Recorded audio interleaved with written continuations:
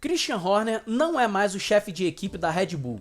O britânico de 51 anos teve o seu desligamento anunciado na manhã dessa quarta-feira, encerrando um relacionamento de 20 anos dentro da Fórmula 1.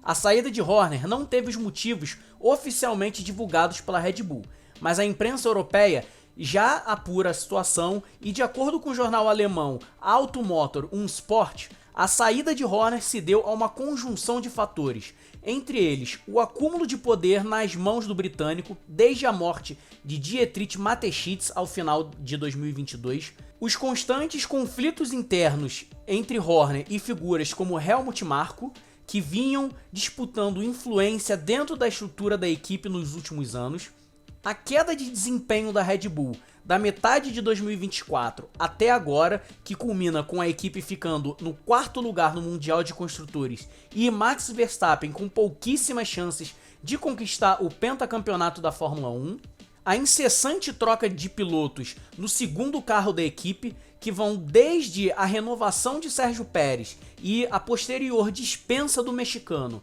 combinando com a troca entre Liam Lawson e Yuki Tsunoda no meio da temporada 2025, a queda na popularidade da Red Bull junto aos fãs da Fórmula 1 também foi mais um fator que contribuiu para a queda de Horner, e talvez o principal motivo seja a tentativa da Red Bull de manter Max Verstappen.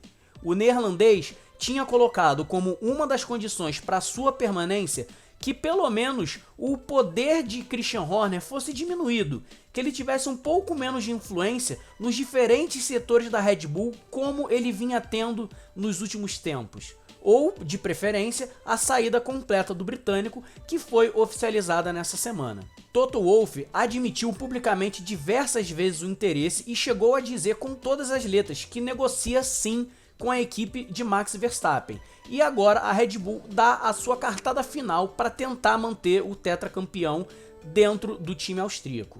Mas e a saída de Christian Horner, que foi o único chefe que a Red Bull já teve? Como será que isso vai impactar no projeto da equipe nos próximos anos? É importante a gente lembrar que, além de Horner ter sido o único a ocupar o posto, ele também foi o principal incentivador do projeto da Red Bull Powertrains, que a partir do ano que vem vai produzir as unidades de potência da equipe austríaca em parceria com a Ford. Horner foi o principal incentivador da ideia, diversas vezes dizendo que a Red Bull tinha se tornado uma equipe grande demais dentro da Fórmula 1 para ficar dependendo de outras montadoras que muitas vezes eram rivais dela mesma dentro do grid. E ele foi o principal artífice para costurar o acordo entre Red Bull e Ford para a produção de motores a partir de 2026. Temporada essa que, vale a pena a gente lembrar, não passa apenas por uma mudança de motores, mas passa também por uma grande mudança no regulamento do chassis. Nós veremos um carro em 2026 muito diferente dos carros atuais. No ano que vem, veremos carros muito diferentes do regulamento atual. Regulamento esse que permitiu o domínio recente da Red Bull e de Max Verstappen. Então, a partir de agora, será muito importante a gente ver como a equipe vai conduzir esse processo de sucessão. Processo esse que vai ser comandado por Laurent Mekies. O ex-chefe da Racing Bulls foi o escolhido pela Red Bull para assumir o posto deixado por Horner. Mekies tem uma experiência vasta na Fórmula 1, passando por diversas equipes, inclusive pela própria Fórmula 1, onde ele trabalhou junto de Charlie White no comando das corridas, até chegar a então AlphaTauri para substituir Franz Tost como o chefe da equipe. É importante a gente lembrar que muitas pessoas na Red Bull são ligadas a Christian Horner, então não será nenhuma surpresa se a gente ver outras peças saindo do quebra-cabeça do time de Milton Keynes. E é exatamente nesse cenário que Laurent Mekies terá que se provar. Vai ser extremamente essencial a habilidade dele de conseguir manter a equipe o mais coesa possível. Também vale a gente lembrar que no último ano e meio a Red Bull já perdeu figuras muito importantes, como o Adrian Newey, que foi para Aston Martin, e como o Jonathan Whitley, que foi para o projeto da Audi e é o atual chefe de equipe da Sauber.